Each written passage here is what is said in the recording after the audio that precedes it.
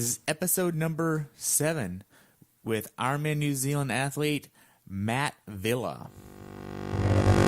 Welcome to the pursuit of the perfect race. My name is Terry Wilson, and with each episode, I bring athletes to you that share their experiences at races in order for you to find your perfect race. We will hear stories from athletes of all ages, abilities, and races of all distances. So regardless of where you fit in, there's something in it for you. Thanks for spending some time with me today. Now let the pursuit begin.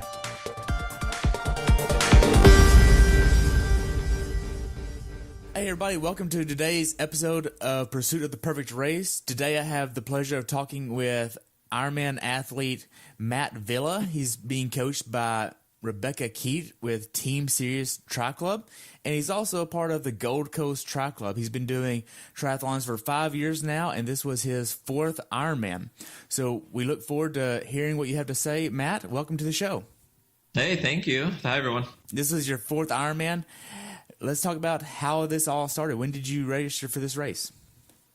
I was ending last season. I've just finished Ironman Lake Placid and did the Ironman Lake Placid half, and was starting to figure out what does 2018 look for.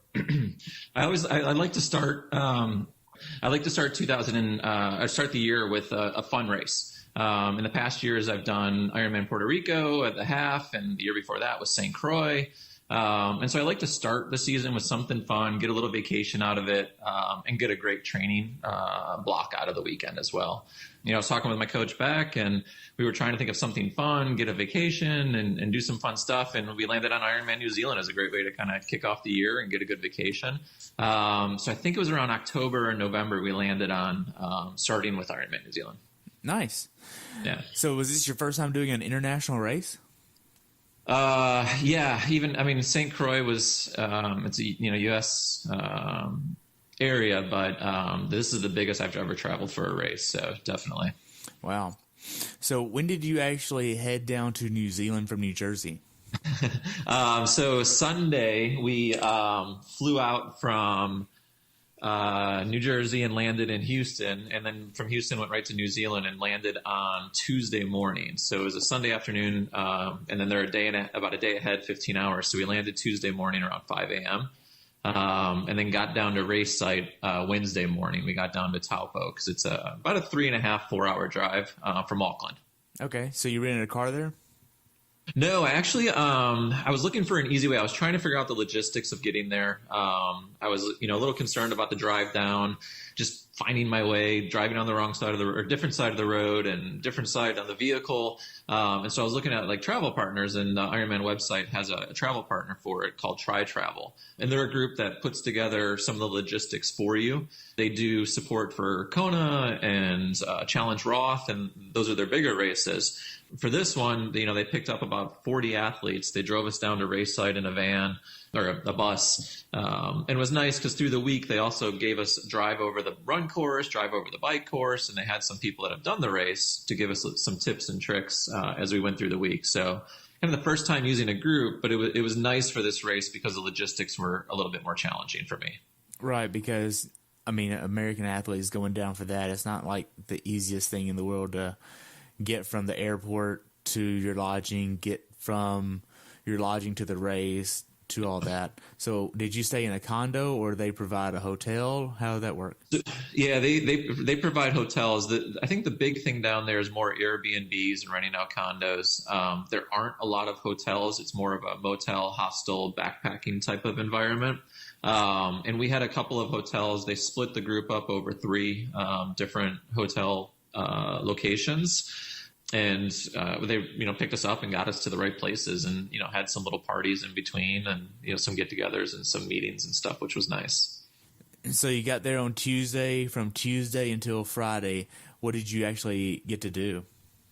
Well, we got into town in the race site on Wednesday. I did a little vacationing in Auckland on Tuesday. We got down to Taupo on Wednesday. The first day was getting the bike put together. We did a little bit of a drive over the run course. I went for about an hour and 15-minute bike ride, biking over a little bit of the bike course, a nice loop on the big climb out of town. Did some grocery store kind of stuff the first day. Next day was a nice swim. Got into Lake Taupo, which is an absolutely beautiful freshwater lake that the race is in. Got a swim. Got a little bit of a run in that day. Friday was a bike. I think it was like a short swim and a decent bike of about an hour. Then you start the whole process of bike check-in and all those fun things. And the race is on a Saturday. And just your typical week building up of, a few efforts, but also resting and focusing on getting the body and the mind ready for race day. Cool. So 2 quick questions. You got your bike there. What kind of case did you use for getting your bike from Jersey down to... I have a hard shell Sycon. I think it's called the Aerotech TSA. It's a hard shell Sycon case. It's pretty nice and it doesn't require full disassembly of the bike. So that was pretty good because I don't want to put a whole bike back together when I get there. Really just wheels off and roll the handlebars down and able to pack it that way, which is pretty cool. Nice and easy packing. So super secure too. So did you have to worry about any CO2s or anything training related that you weren't able to take from the States down to New Zealand? Yeah, so I didn't fly with CO2s. In the I've heard Australians are actually able to fly with CO2. Some people were saying that down there, but here they're not too fond of it. So you end up buying, a couple CO2 canisters down at race site. If you use them, you have them. If not, I usually give them to somebody that's local before I fly back home. A nice transportation style bike pump is great to be able to pump up the tires when you get to the location, because you can't always find a pump when you get there. So they make some great little travel pumps to make it a little bit easier to pump the tires up when you get there. So until you can get CO2s. Nice. So you got everything there. Whenever you got to athlete check-in, how was that process for you? Pretty seamless. Pretty seamless luckily I'm all world athlete, so I'm able to check in about an hour between some of the other folks. I was in and out, through the process in probably 15 minutes. There was a line of 5 people ahead of me. And that's from walking through and getting all the bags and checking in and verifying information. As I was coming out, it was getting close to where they opened up the gates for everyone. It looked like the line was a little bit longer, but the volunteers and everyone inside were amazing, and it seemed like they got through everyone really, really quickly. They really put together a good process down there. I mean, I think it's their 20th year, so that they've figured it out, and they're doing some good stuff. You checked your bike in the same day? No, so we did packet pickup was Thursday morning. Bike check-in was Friday, and we were able to do that Friday, and then stop in on Saturday morning and to transition to top off fluids and all that stuff. But it was split over 2 days. Whenever you went to check your bike in, how was that process for you? So 4th Ironman, this was like one of the most seamless ones there. And when I walked in, they had a volunteer kind of attached to you and stay right next to you. And they give you this grand tour of transition. It was so cool. You check in and I was working with this gentleman and, he's a local guy and he was just, hey, tell me about it. Where are you from? How many races have you done? And walked me to my spot, helped me rack it, and then walked me to where run in or swim in would be, how I would grab my bags, how I would call my number out, and how they would be lined up, how to get into the tent, and really walked me through the whole process. They put in some great personal touches. As I was walking with him, he would go to the next group of volunteers that were going to be where, say, swim in is, and you say, hey guys, I got Matt with me. It's his 4th Ironman. He's coming from the States, and everyone's, hey, waving hi and saying hi. It was a really cool experience. I mean, it was well put together. Not that the other Ironmans I've done, weren't great or well organized. It was like, this was just very personal. Your race nutrition, what were you using for this? One of the things I wanted to work on this year was a little bit of a different nutrition strategy. Okay. And so this was the first race. I trained and practiced with my new nutrition. And this was the first race in which I've tried to use it. And I still have some things to work out with it as far as balancing between different fluids and different electrolytes to help offset. Switched to CarboPro this year. And so going to be using CarboPro with an offset of electrolytes called Precision Hydration, which if you get a sweat test done, you know what your sweat rate is per hour, and you can use the precision hydration to get the right amount of salts put in, basically measuring and knowing what your intake would be. And then offsetting with water. I eat 1 bar on the bike just for a little bit of solid food. And then on the run, it was precision hydration, electrolytes, a couple gels, and then the second half of the run is really course nutrition, just to not have to carry anything for the last half marathon. I have some tweaking to do. It didn't go perfect. I ended up paying for it a little bit later in the race, some stomach issues. But overall, I like where it's at, and it was a great learning experience. And the reason why we did the race in the beginning was to kind of work on some stuff and fine tune it a little bit. Ironman New Zealand, they don't have an electrolyte drink on course. They have water and Noon. Is that right?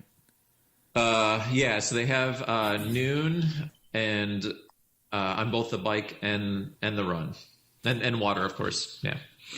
Let's talk about race day. How much sleep did you get the night before the race?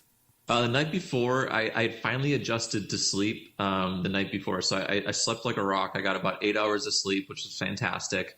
Woke up and, the day before the race, and I typically eat, a huge breakfast to kind of get that first big meal in, and then I start to eat a little bit lighter as I go into the day. And race night, I probably got to bed around 9 o'clock. I was able to lay down and fall asleep. I usually get up around 3:15 or 3:30 race morning and just eat my race morning breakfast. I don't know if it was the trip or the time change. I ended up waking up around 2 o'clock and just kind of sitting in bed and looking at Facebook and kind of just relaxing a little bit before I needed to get up and get moving. Nice. So you mentioned Facebook. So did you have an international plan for your phone, or are you just using Wi-Fi there? So I bought some SIM cards while I was down there. I was using Wi-Fi at the hotel, but we also picked up, just a couple of, prepaid kind of SIM cards, and I have an unlocked phone, so just swapping the SIM card out. They give you a local number, but you're getting data while you're running around. It was saved a little bit of money versus, adding the international plan on with my local provider. And I wasn't too worried about it. I didn't need to reach home too much. So, okay. Race morning, what was your breakfast? I found these fantastic things at my grocery store, and I love them. They're these boxes. It's Pacific Organic. They do a pre-made oatmeal, and it's basically cooked and prepared, and you just kind of open the box. It's an organic steel cut oats. Open the box and just kind of plop them in a bowl and heat them up a little bit. So I do 2 servings of oatmeal, some applesauce, and then some protein powder as a way to kind of start the day.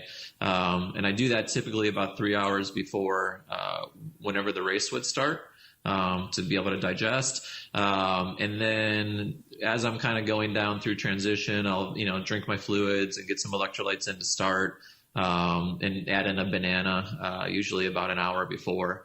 And a general serving of some carbs, about a half hour or so before I start. Nice. So you get to transition the morning before. What kind of PSI are you putting in your bike tires? Well, that usually I ride around 100 to 105. I do a 25 width diameter tire. The thing about New Zealand is it's a beautiful course. It's an amazing course, but it's well known for having some pretty rough chip seal roads. I found out the reason why they were telling me is it's a huge lumber industry down there is what they're saying.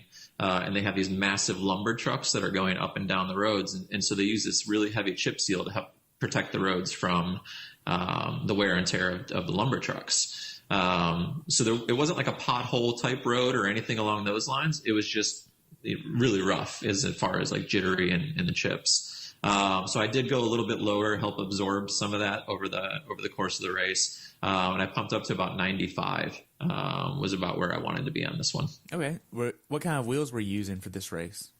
So I use, I have on the front wheel, I have a Zip 454 front wheel, and then I use a Super 9 disc on the back on this. Okay. Did you use tubulars or clinchers? No, clinchers. I stay with clinchers, a little bit easier, for fixing. And if you get a flat for me, I know some folks swear by tubulars, but I'm a clincher person. So cool. So now, do you use a bike computer for this race? I do. I'm not, I started last year to be not totally data driven. The bike computer I mostly use, I look at data afterwards, but I'm not looking so much during. I'm definitely using more of a perceived effort. I like data to be able to look afterwards and know is what I was feeling. Was it very actual? But the only things I show on my screen as far as my bike computer is cadence. Cadence, total time. And that's really about it. I'm just kind of watching my cadence throughout and just going by, perceived effort through the race. Nice. So I was trying to basically get an idea of what you were doing in transition. So what else were you doing in transition besides pumping your bike up to 95 and going over your bike to make sure it was good? It's the general check of, is the power meter connected? Is it calibrated? Topping off fluids. You put all your fluids in race morning. Definitely getting tires to pressure. I'd usually deflate them the night before when I check it in. So I end up inflating them in the morning. It's just kind of walking through, just making a look, taking a look, making sure I'm seeing the swim exit and seeing the bike exit and just kind of ready for those things. I usually get my gears into, a lower gear, a little bit easier to pedal as I'm coming out, and making sure I'm in the small chain ring and just being ready, making sure the bike's set up and ready to go, for when I'm coming out of the water. Do you leave your shoes on the bike? I don't. On this race, I did leave them in my bag. There was a little bit of a run. It's through grass. I did put my shoes on for that. In a shorter race, I'll leave my shoes on. For an Ironman, I just want to make sure I don't trip and, fall as I'm trying to jump on the bike with the shoes on.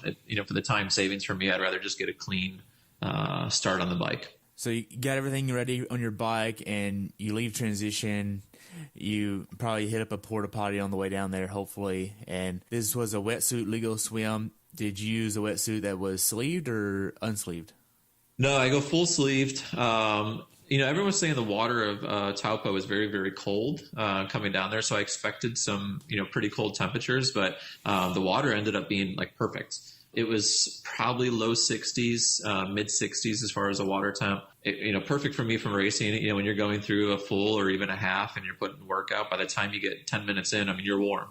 So I use a Roka. I picked up one of the Maverick X's last year and really, really loved the wetsuit. Felt great in the shoulders. Really smooth wetsuit.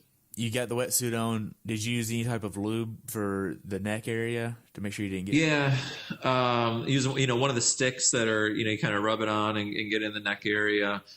Usually those abrasion points. I like to get it on my under the arms where you're kind of getting some rub on the shoulders. Definitely the neck. Also put it on my wrists and ankles. To be able to slide it off a little bit easier as I'm coming out of the water. So just kind of load it up, A, to prevent any type of rub, and B, to help get it off a little bit quicker. For this race, were you preparing to change in transition tents, or were you going to wear the same kit throughout? I've always worn the same kit throughout.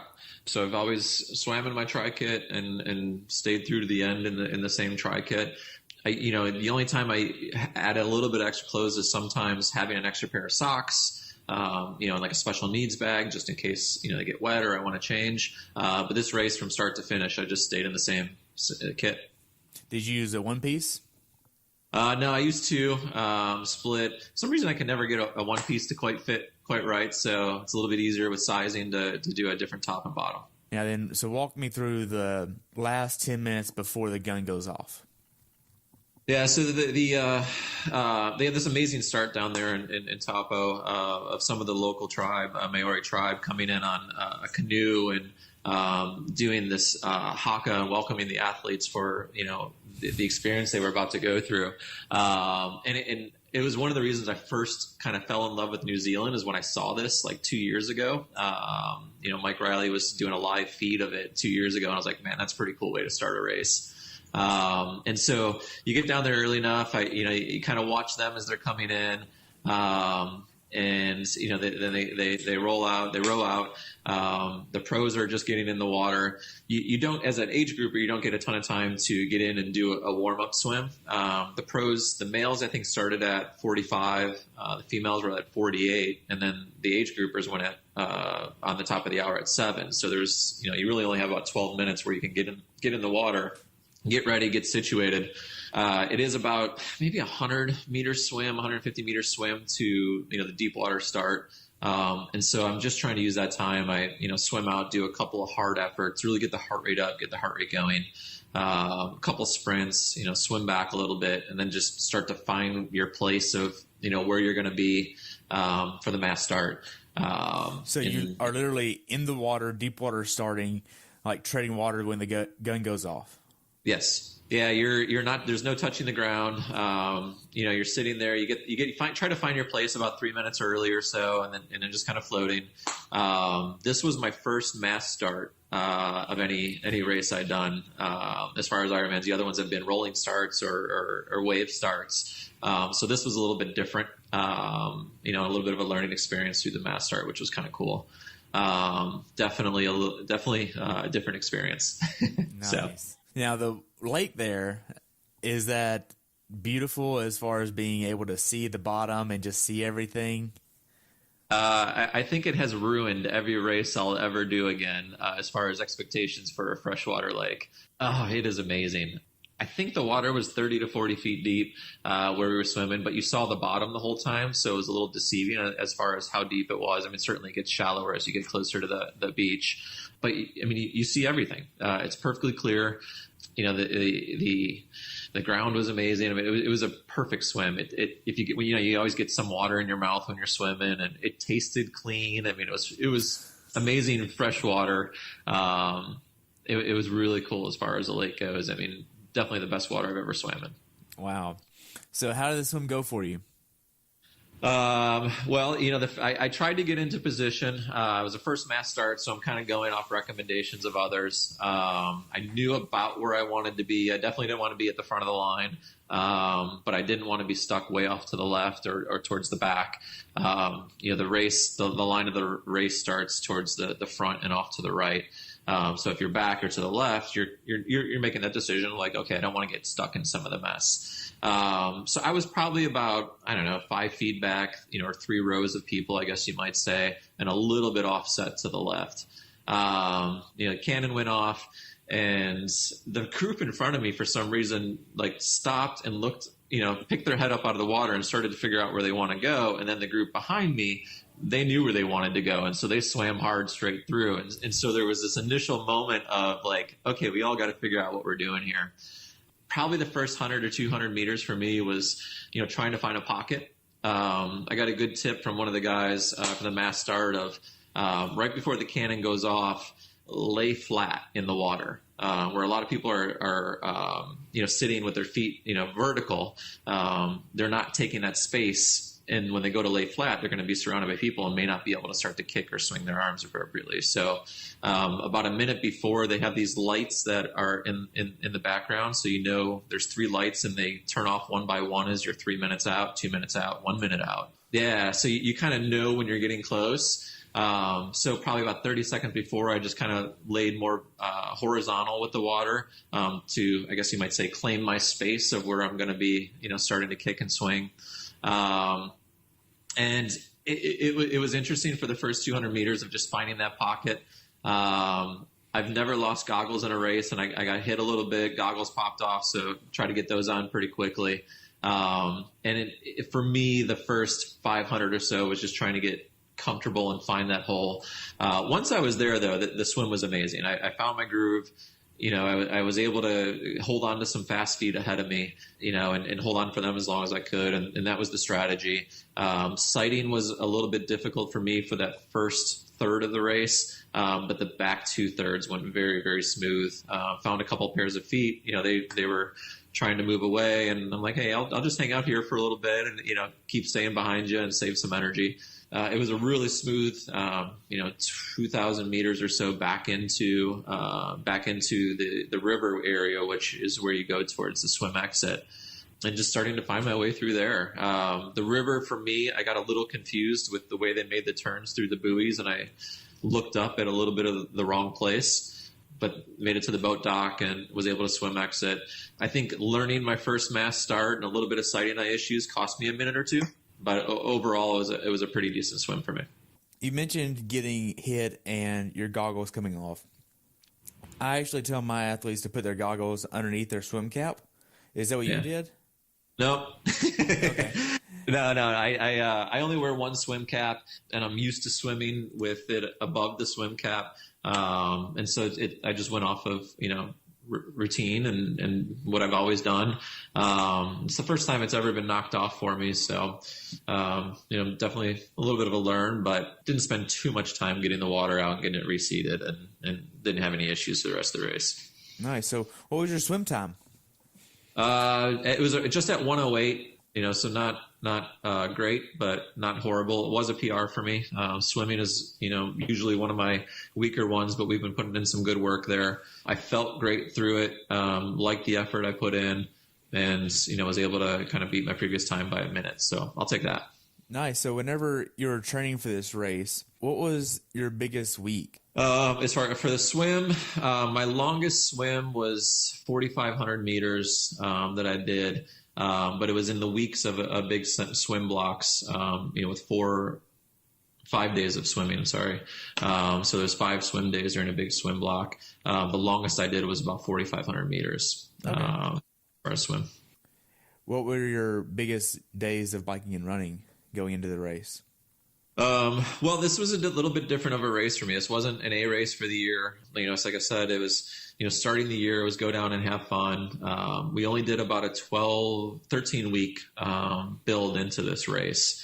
And so I knew I wasn't coming in 100% like I would, my A race Ironman.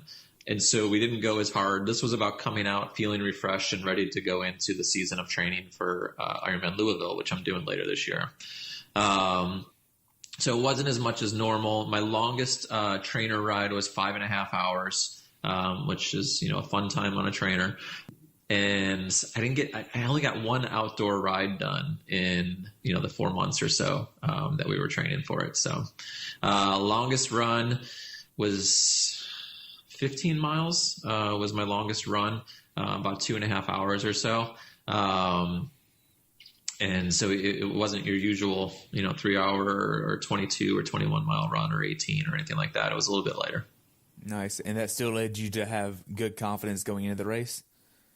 I was feeling pretty good for what our expectations were of not having a ton of expectations about the race. It was a fun race. So I was feeling really good to have a decent day and, put out a good effort. I wasn't going down with expectations of doing anything crazy, but I was feeling decent. I think the bike, I would have liked to have been a little stronger in the bike, and I was feeling really good on my run, which is ironic because the outcome of the race was the opposite of I had a really good bike and I didn't have so good of a run. So just kind of flipped a little bit. Pretty cool. Now, So you get to the swim out, and there's no wetsuit strippers like in America. Yep. You have to do it on your own, except if you have nice volunteers in the transition tent. Yeah. So walk us through the swim out to the tent. So it's a long run. It's one of the more lengthier distances to go from swim exit to T1. So it's like Placid? It is very similar to Placid, except for the fact that there's this really big hill you have to climb up. There's a road, and then above it is where transition area is, and you actually have to run through a grass, start going up the hill, but then there's stairs in the middle of it too. So you're running up these grass stairs. I don't know, it's probably 30 stairs or something like that, with a sharp U-turn in the middle of the stairs. And so you're running through all that and trying to get up to the grassy area of transition. When you get up to the top of the hill, they have a ton of volunteers there. Your bags are laid on the ground in rows based upon bib number. And so you're shouting out your bib number. And by the time you get through your row, they're already holding the bag up for you. Just kind of grab it and run right into the tent area. When I got in, there still wasn't a lot of folks. The transition area was still not too busy. So there were some volunteers available. You kind of do that thing where you make eye contact with, who's going to be your volunteer, and they make eye contact with you, and you guys are a buddy system for now. We get in the tent, they grab your bag and ask you how you're feeling, and they dump it on the floor for you really quick. I already had my transition or my wetsuit down to my waist. So it was really just kind of stepping on it and getting the final pieces off. As I was starting to grab the things I needed for the bike, he was already shoving my wetsuit in the bag for me. Got my shoes, helmet, glasses. I grabbed the bar out of the bag, and he bagged it up. He's like, "You sure you don't need anything else? You good? You good?" Double checked, and I said, "I'm good." He's like, "All right, go get it." And just sent me on my way, and took care of the rest of it. I did see some people pulling wetsuits off in there, so I think it just depends on who you get and how busy they were. But my experience with the volunteers were amazing in both transition areas, or both transition times, I should say. Okay. So you get to the bike. Now, are you putting on any type of chamois cream? Yeah, I use, was it chamois butter, I think is the brand. So I start with some of that. I carry like 2 packets, on my bike just in case you're starting to get any rubs or anything, and, be able to kind of take care of that, as needed, but, load up to make sure that it's a nice, as easy ride as possible, for as long as you're out there on the bike. How was the bike course? Beautiful, scenic. You're riding through this area, and you're looking off to your left and right, and there's these rolling grass hills, and there's sheeps and cows, and there's the volcanoes, like the volcano, vents, the thermal springs and the vents coming up, from all the old volcanic areas. It's a beautiful ride. I mean, there's not much to see, but it's just very scenic and relaxing and calming. It's countryside. The road conditions, we talked a little bit about, it's a little bit of a rougher road, but for the most part, you have, for the first 6 miles or so, it's kind of climbing out of town. There's a really big hill to start. It's a little bit of a steeper decline for the next 4 miles. And then it's this really gradual down with some rollers, for the next 15 miles, and then turn around and do the same thing backwards and do it twice. That course is about being smart and being patient. When you hit that first big hill coming out of the water, the adrenaline's going, and it's easy to want to attack it, but it's a long day, and so you gotta take it easy. Know that you can attack it on the second loop if you want, but be smart on the first. I've heard in the past where everything is on the left side of the road. Was that an issue for you? Not too much. I didn't even think about practicing it or anything like that. I had gone through the same experience in St. Croix a couple of years ago. And so I think the harder thing for me was remembering when I was passing to pass on the right side. Really? Yeah, because for some reason I'm so used to, passing on the left, or as people are passing me, to look to the correct side, that it was just, for me, I had to make more of a mental decision around that. But grabbing the bottles, I usually, as I go through an aid station, only grab 1 water bottle. That's usually all I need, because I ride with a concentrate, so I'm kind of topping off with just water as I go through. So it was really just 1 bottle, which wasn't too hard from a left-handed standpoint. That was like the majority of the race of 4 hours, 4.5, 5 hours? Yeah, sure. No, not quite. But it is one of those deceiving things, because the first loop, temperatures were great. I didn't need any extra coats or arm warmers or anything, but they do this amazing thing. It's the first time I've ever seen it.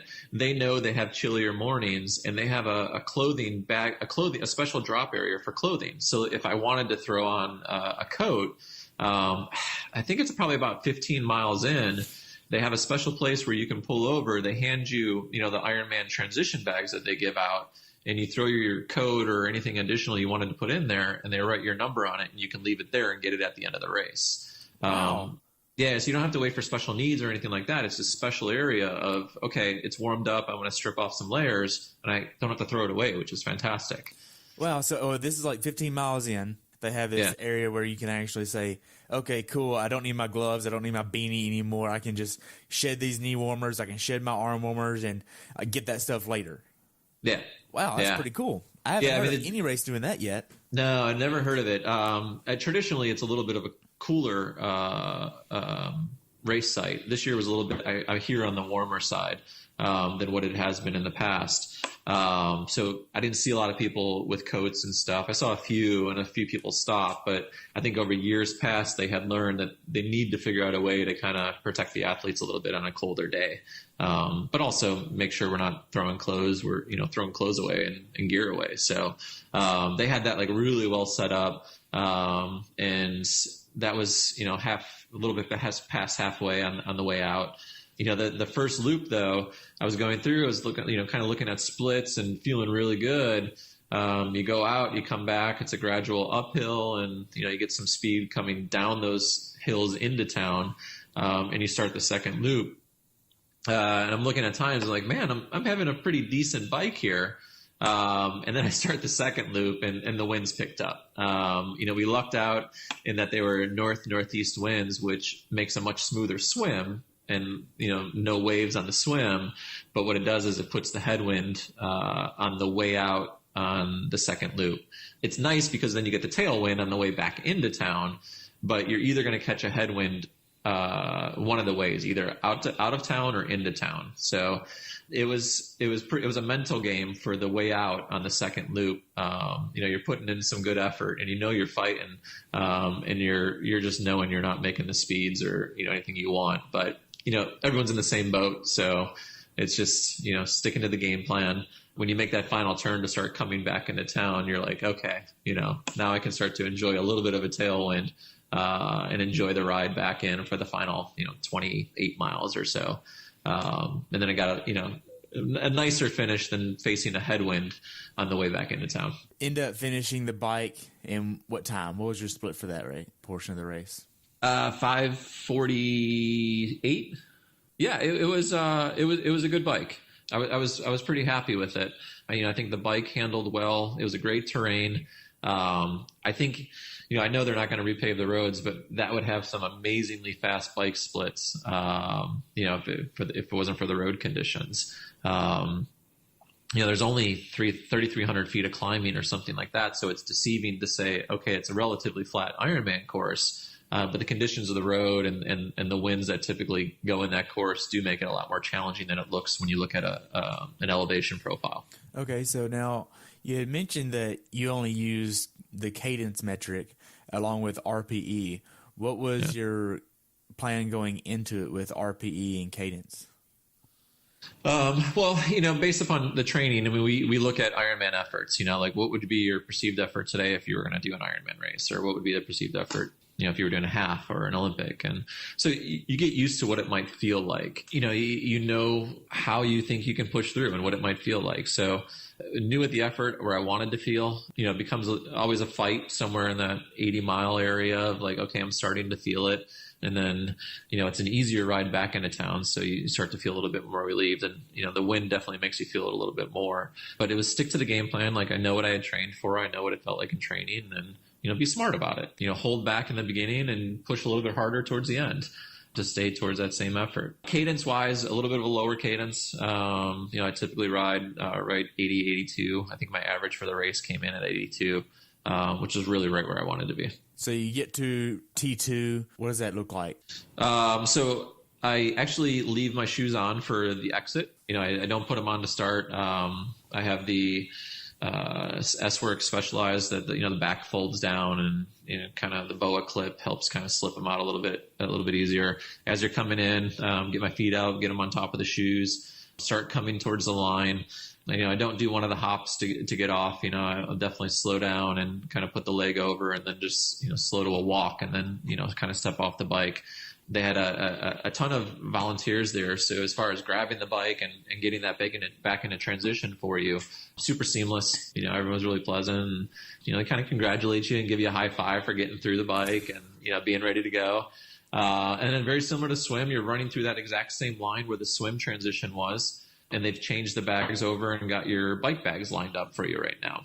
Yeah, same process. Call out your number, grab your bag, go sit on the chair, and they dump the bag out. They get your shoes lined up for you. They get them right in front of you. Get them right side so you're not putting the wrong shoes on the wrong foot in the blur. Now, is the transition tent that you were in, was that on grass or was that on concrete? It was on grass. So transition, finish line, all those finish area. It's all in this large grass field in the city center of Taupo, kind of like the park area, I guess they might have.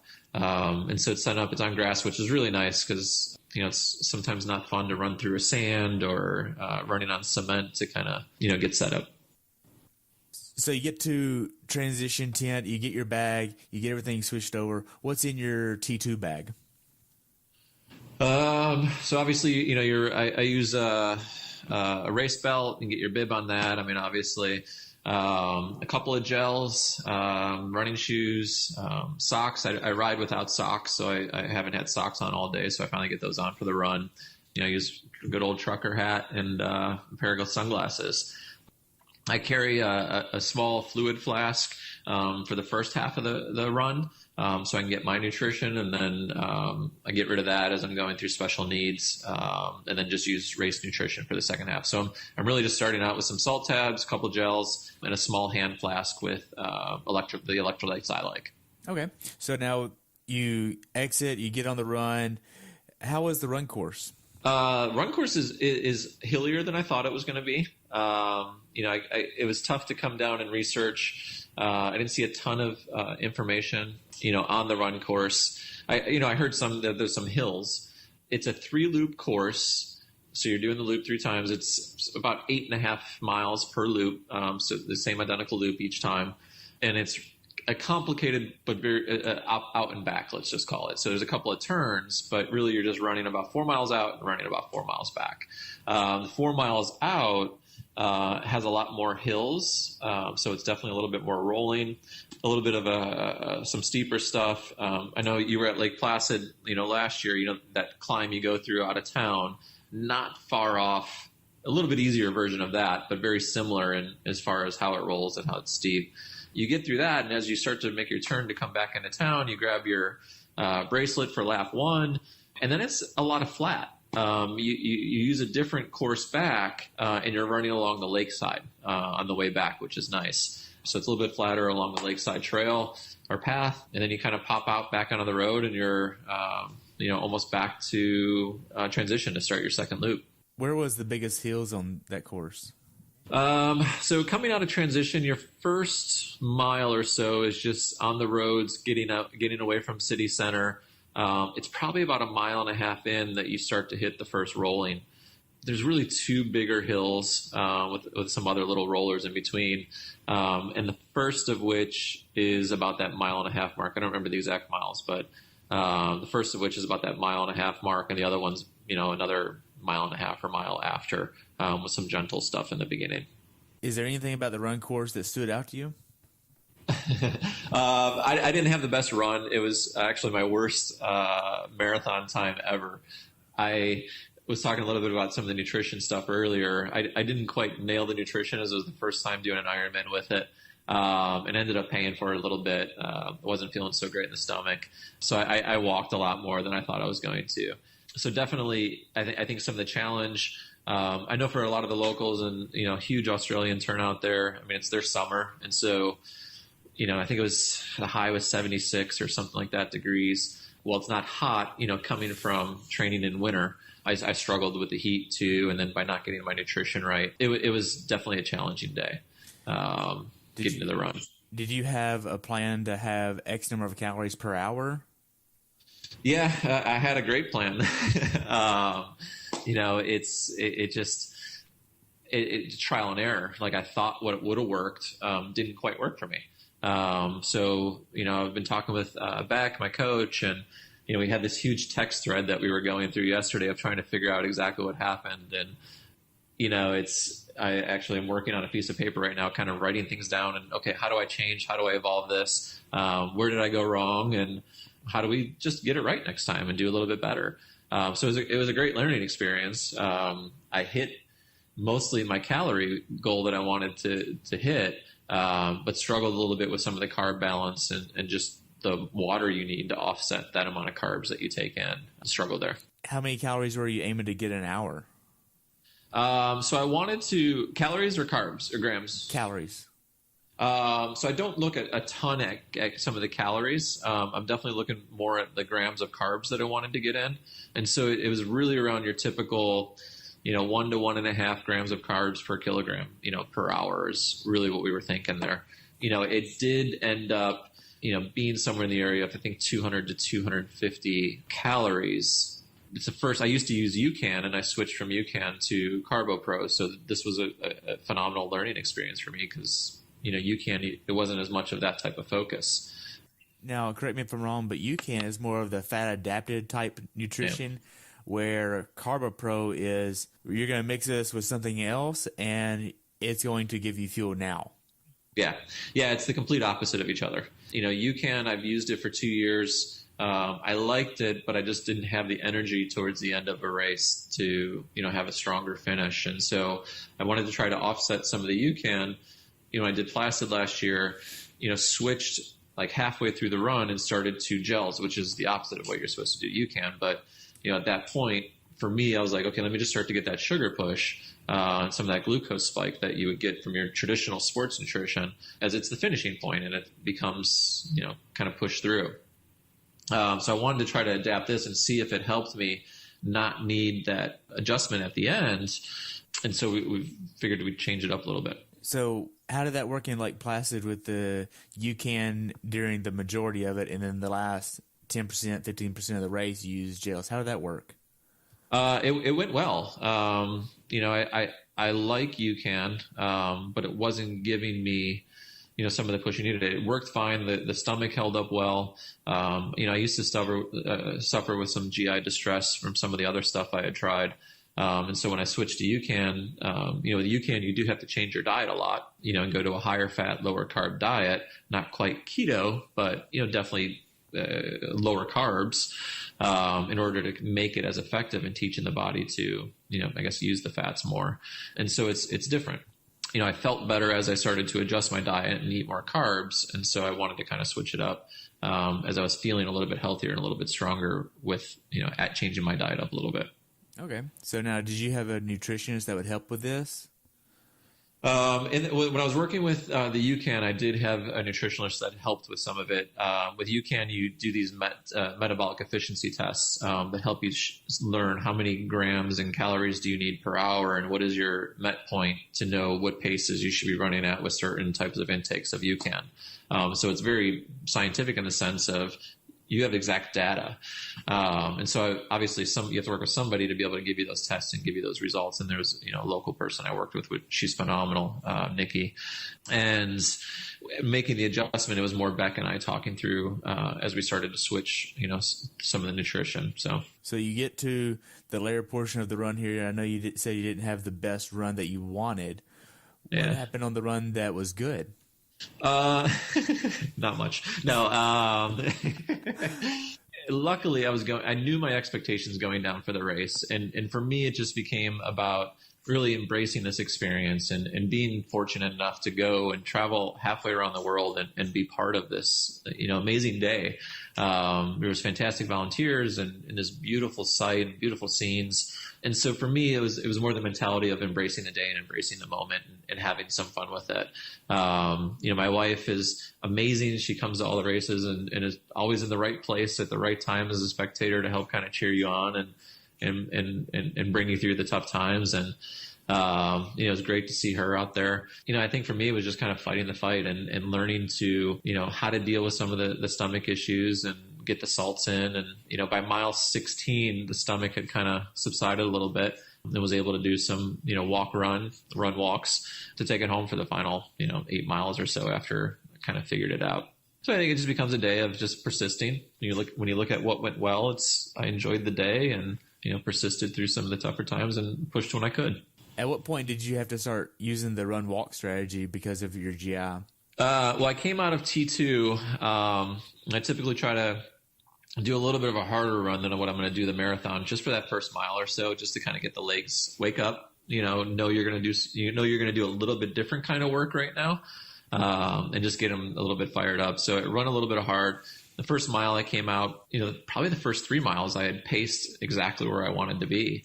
And then I started to kind of, have the feelings of like, okay, this isn't quite what I want to be feeling right now.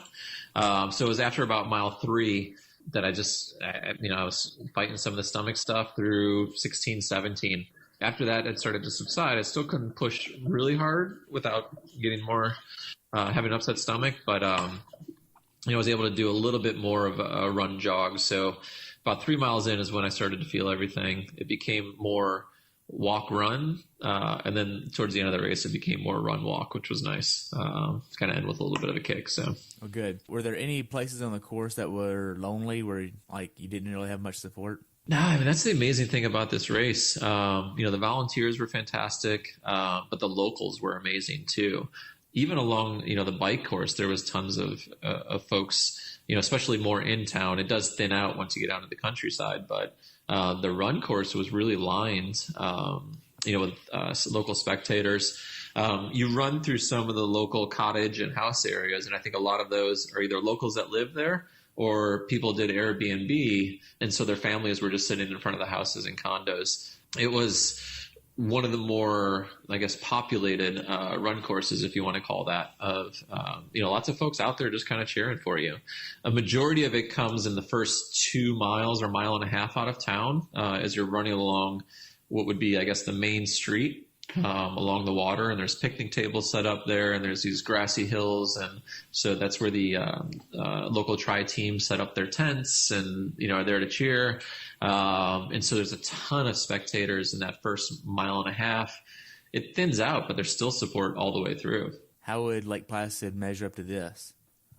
It depends on which piece you're looking at in Placid. I mean, through town, when you're going down the hills and by the Lisa G area, and as you're coming down the main bridge, I don't know a run course that can rival that type of energy that Lake Placid has. But once you make the turn and get onto, was it River Road there and run along the river, you really don't have any spectators for the other 4 miles.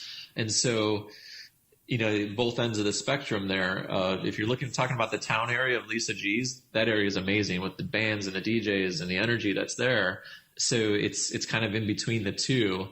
There's the area you have with like the tri areas. They certainly have some DJs and music set up, and some tents set up. It doesn't quite compare to that Lake Placid little town area there. So, but since it's so spread out throughout, it's a pretty special race and a pretty special run. So how was this course in comparison to Mont Tremblant? Well, Tremblant is also an amazing area. You're up in about an hour and a half north of Montreal in the beautiful, I think it's Laurentian Mountains. So it's a great rolling course, a lot more climbing, obviously.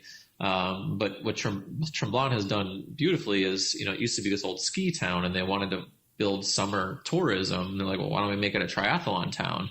And they went, and the roads have these huge shoulders, but they're paved perfectly. And the roads in Tremblant are like glass. There's the most amazing, smooth, perfect roads, and very scenic as well.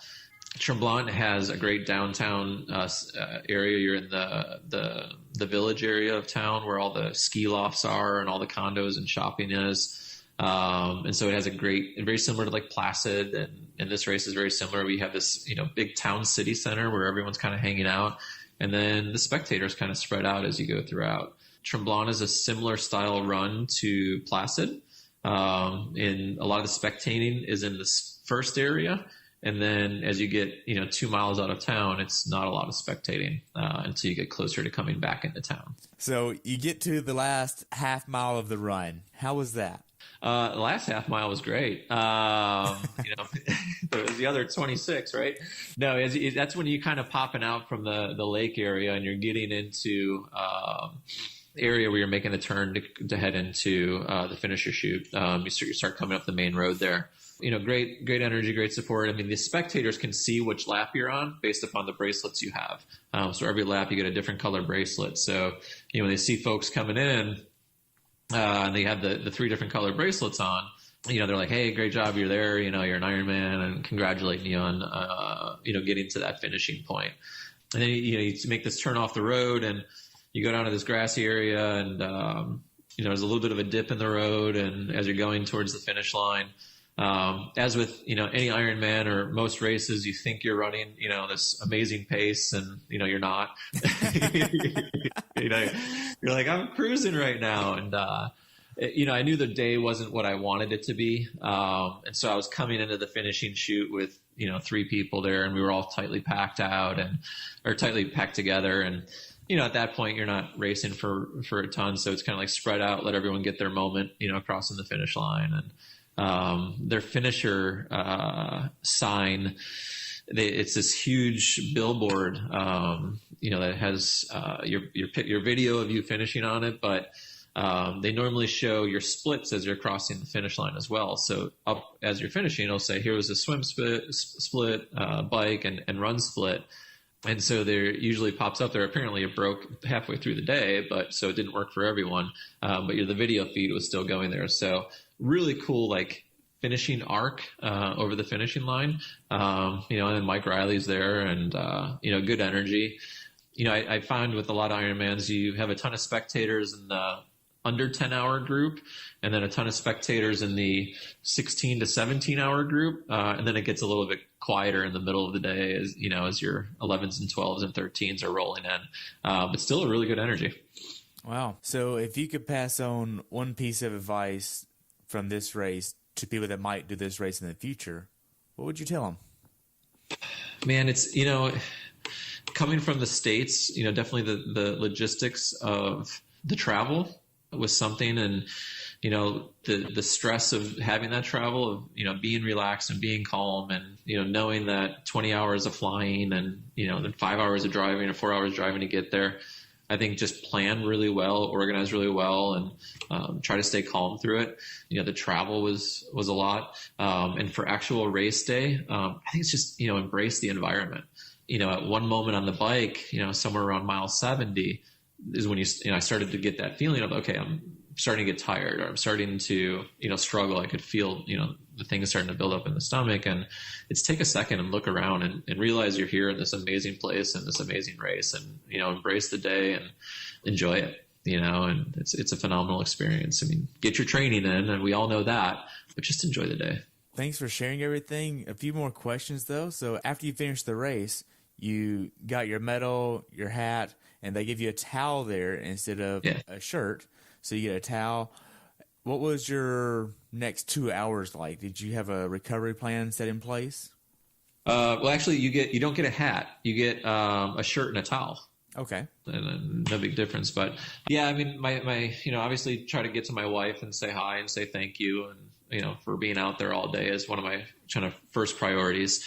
I think some of the nutrition stuff I dealt with, I was, a little bit underhydrated. So I was struggling with that. I like to sit around transition area a little bit. I mean, they have a great tent with some food, some recovery food, some massage, and try to take advantage of the volunteers that are there and supporting you, and take advantage of what's there, and be thankful for that.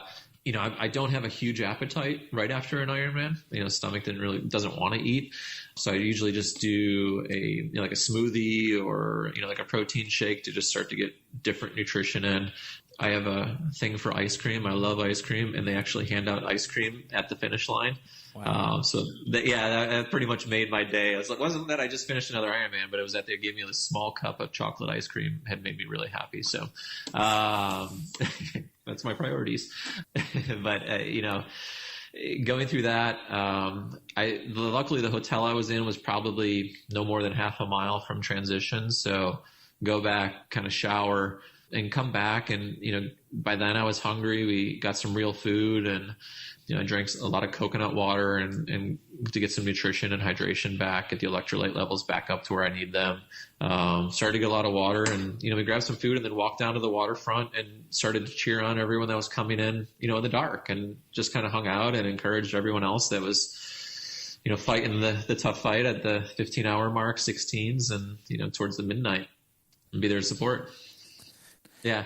They also, the next morning they do, and I don't know if I've never recognized they do this or I've never seen it. They do engraving. So they'll engrave your finish times on the medal for they put your splits on the medal, and then they put, your total finish time, and it's all engraved on the Ironman medal. And I don't know if I've always missed that or if this was the only race I've ever seen it, but I've never remembered seeing it in another race. Yeah. So I have an engraved medal with my times on it. Do you have anything else that you would like to add? No, I think, when you look at races, the community was amazing here, and I can't speak highly enough of the race. It's definitely, I could see why people go there every year and do it. As I remember, as I was checking in, I showed my driver's license to the folks as I was checking in, and they're like, New Jersey? They're like, they said they live 20 minutes from me. And so apparently these guys travel down there every year. They used to race it, and they can't race it anymore as they've aged, but they still go down there just to volunteer for the race. So they fly from New Jersey 20 hours to volunteer at Ironman New Zealand. And they checked me in and they live 20 minutes from me, which is ridiculous. Matt, it's been great hearing about Ironman New Zealand. What's next for you? Well, I had a week off. I went to Australia for vacation after the race, and just starting to do some easy stuff right now. But I'm going to be building towards my main race, which is Ironman Louisville in October. I got some local sprints and Olympics through the year, but my build-up races, I'm doing Mont Tremblant 70.3 and then Boulder 70.3, building into Louisville, and then all the eggs are in the basket for Louisville. So, are you gonna try to get your slot at Louisville? Who doesn't dream of getting some type of slot? So, who knows? We'll see. I'm gonna work as hard as I can, and whatever happens, happens. I'll give it everything I can. Well, good. Well, good luck at Louisville, and good luck at all the upcoming races, and I look forward to following you then. Yeah. Thank you so much. I really enjoyed hanging out with you for a little bit. I appreciate it. You're welcome. Well, have a great day, and I'll look forward to following you. All right. Thank you. All right. Thank you.